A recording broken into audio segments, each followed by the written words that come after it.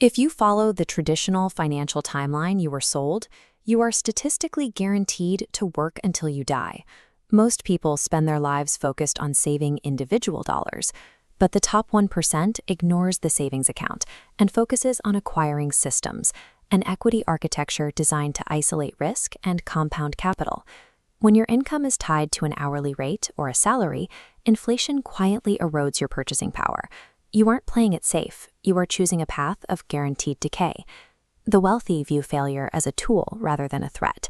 They utilize asymmetric risk, structuring their deals so that their potential losses are strictly limited, while their potential gains remain uncapped. They use specific legal structures, like Delaware LLCs and non-recourse debt, to create a firewall around their wealth. If a business venture fails, the entity itself takes the hit.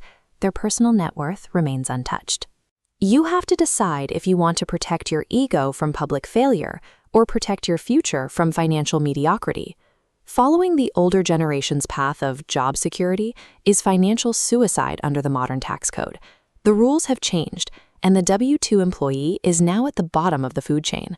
This W-2 form represents a fundamental disadvantage. If you earn money this way, the government takes its share before you ever spend a single dollar. You are paying a premium for the illusion of security. Compare that to a business owner's structure. They get to spend their revenue on the business first, and only the remainder is taxed. One path taxes you on what you earn, the other taxes you only on what you keep. Your goal is to stop trading your life force for highly taxed linear income.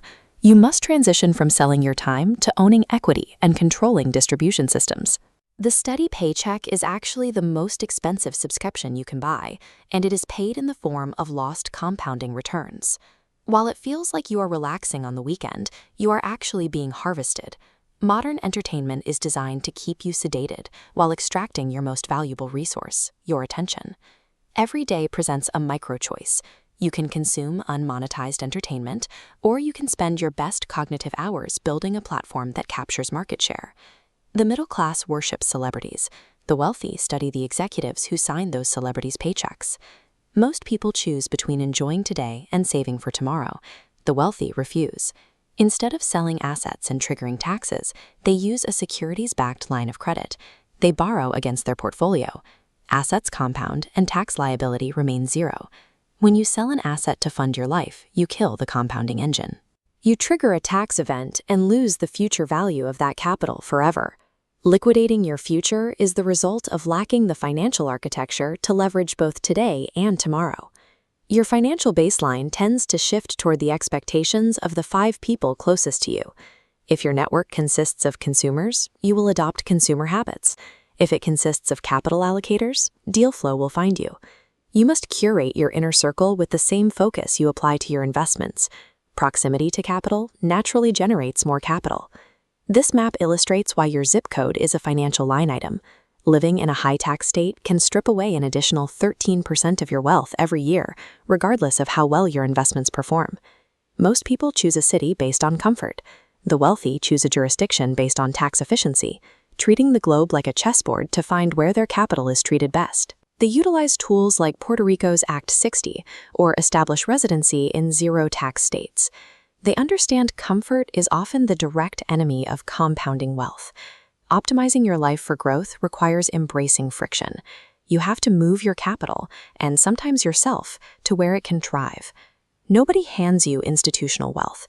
It requires the upfront sacrifice of reading the tax code and enduring the friction of setting up these structures. However, even the most perfect financial fortress can be destroyed by one bad partnership. If you don't protect your personal life with the same ruthlessness as your business, your net worth is at risk. 41% of marriages end in divorce. Without the right structure, that single event can instantly erase half your net worth. To mitigate this, the wealthy use prenuptial agreements and domestic asset protection trusts. They separate emotional decisions from financial liability to ensure the boat doesn't sink if the partnership fails. You have just reviewed a high-level financial architecture, but consuming this information is not the same as executing it.